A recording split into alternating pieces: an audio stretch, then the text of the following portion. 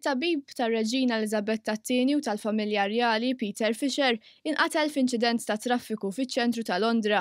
Il-każ seħħ l-erbgħa li għadda meta Peter Fisher li kellu 67 sena inqatel b'daqqa ta' trakk waqt li kienet isuq ir-rota u għamit fuq il-post. Peter Fisher kien espert dinji tal-omopatija li hija mediċina naturali li ġiet skoperta 200 sena ilu. Fil-kura tagħha r-Reġina Elisabetta II u l-familja rjali jieħdu din it-tip ta' mediċina.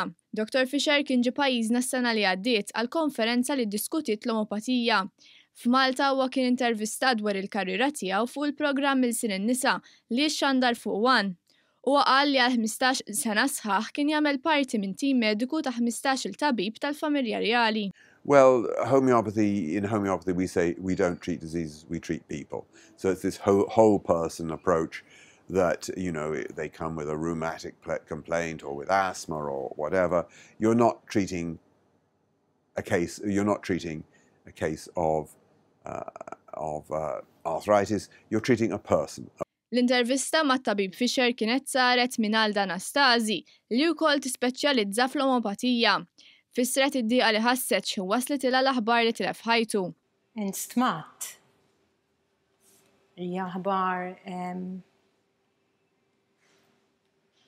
gravi u tfisser ħafna għalina l-homeopats u għal kull min juża l-homeopatija għax Dr. Peter Fisher li kien bniedem kbir ħafna fil-fatt u moni b'ħafna erf.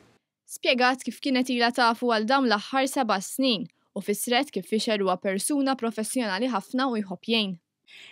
U kont ikkontattjajtu fil-fatt tal-membru tal-familja tiegħi li kellu każ mediku li kien ftit gravi u komplikat u xtaqt l-opinjoni u